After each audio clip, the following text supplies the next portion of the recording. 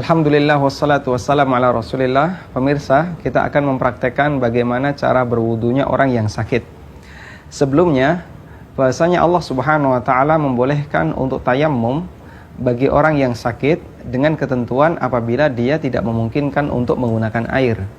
Misalnya jika dia menggunakan air maka sakitnya akan bertambah parah atau bisa membahayakan dirinya. Namun selama menggunakan air tidak memberikan efek dan pengaruh yang besar bagi pasien, bagi orang yang sakit, maka mereka tetap kembali kepada cara bersuci yang asal, yaitu berwudu dengan menggunakan air. Dan tidak diperbolehkan untuk tayammum kecuali jika dalam kondisi tidak memungkinkan untuk menggunakan air karena akan menimbulkan bahaya. Kita akan mempraktikkan bagaimana cara wudunya orang yang sedang sakit di atas ranjang.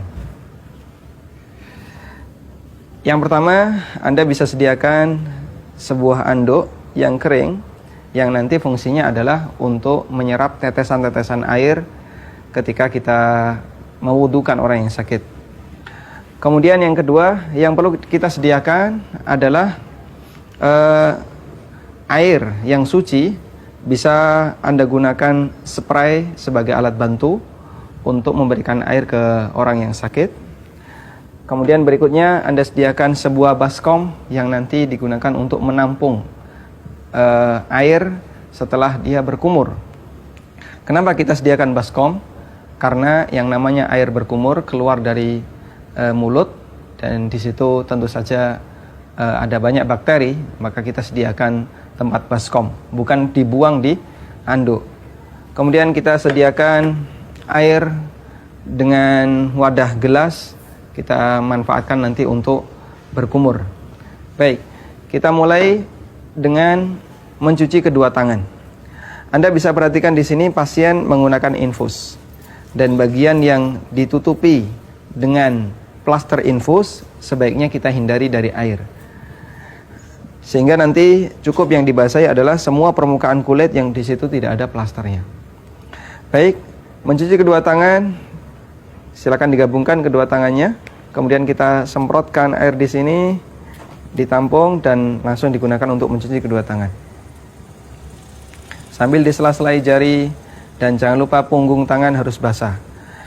Jika Anda merasa bahasanya ini belum basah, Anda bisa ulangi lagi ya. Maksimal sampai 3 kali. Punggungnya dibasahi. Punggung yang kiri ya. Jika Anda merasa semuanya sudah basah, ada air yang mengalir di sini, maka itu sudah cukup untuk disebut mencuci kedua tangan. Karena ada dua gerakan dalam wudu, ada mencuci, ada mengusap. Bedanya apa? Kalau mencuci, ada air yang mengalir di anggota wudu. Sementara kalau mengusap, hanya menggunakan titik-titik air yang menempel di tangan kita. Kemudian selanjutnya setelah selesai mencuci kedua telapak tangan, maka kita berkumur. Kita siapkan sebuah baskom untuk menampung buangan air kumur. Kemudian kita minta kepada pasien, orang yang sakit untuk berkumur, bisa langsung diminum ya. Dan berkumur, buang baskom.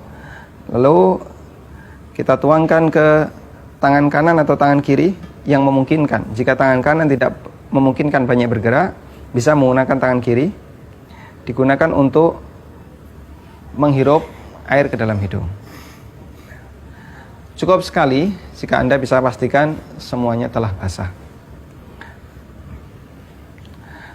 Selanjutnya kita mencuci wajah, kembali menggunakan air yang diwadahi dengan spray ya.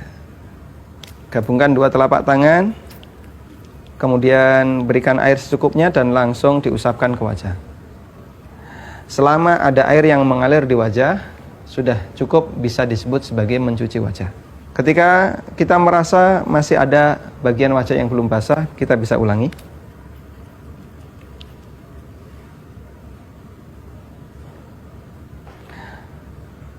Cukup.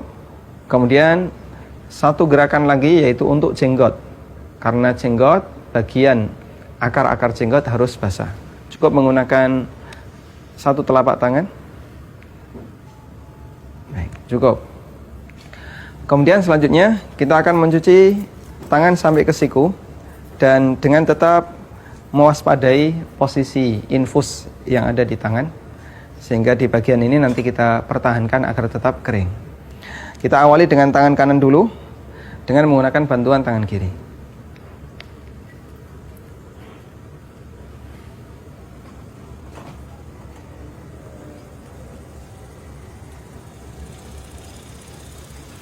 Baik, jika Anda merasa ada bagian yang belum basah, maka kita ulangi sekali lagi.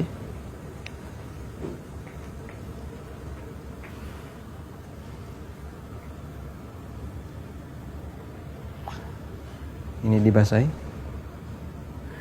Baik, di sekitar infus harus tetap dibasahi ya. Selanjutnya tangan kiri.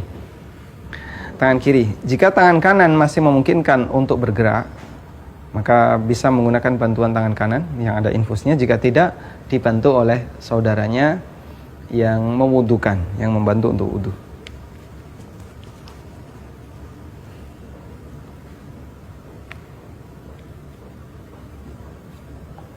Sekali lagi.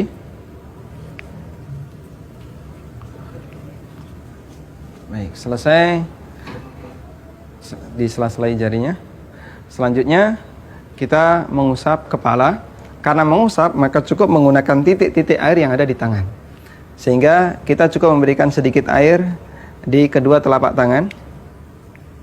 Digosokkan, kemudian langsung bisa diusapkan dari depan ke belakang, balik lagi ke depan, dan langsung disambung ke telinga. Baik, selesai. Selanjutnya kita akan mencuci bagian kaki. Anduk bisa ditaruh di bawah kaki ya.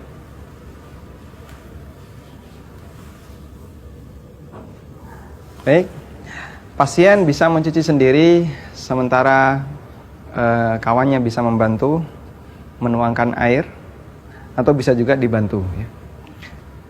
Di sini pasien akan mencuci kaki sendiri. Kita awali dengan kaki kanan. Jika tangan kanan tidak memungkinkan banyak bergerak karena ada infus, maka cukup bisa menggunakan tangan kiri. Baik, bisa seperti ini. Kita tuangkan air ke tangan kiri, atau bisa juga langsung disiramkan, disemprotkan ke kaki kanan dan selanjutnya kaki kiri. Silakan. Mencuci kaki sampai ke di atas kedua mata kaki. Ini akan lebih praktis sehingga memastikan semua bagian kaki yang wajib dicuci ketika wudhu basah. Dan perlu diperhatikan bagian sela-sela jari, karena biasanya orang sakit sela-sela jarinya kering. Kemudian jangan dilupakan juga bagian tumit ya. Tumit pastikan basah. Cukup. Selanjutnya ke kaki kiri. Sambil dibantu di sela-selai jarinya. Ketika masih ada yang mengalir, itu tanda berarti dia dicuci, bukan diusap. Kemudian pastikan bagian tumit basah. Bagian tumit. Baik. Cukup. Ketika sudah selesai wudhu, maka pasien bisa membaca doa selesai wudhu. Asyhadu an la ilaha illallah wahdahu la syarikalah wa asyhadu anna Muhammadan abduhu wa rasuluh. Baik. Bisa dilanjutkan dengan salat.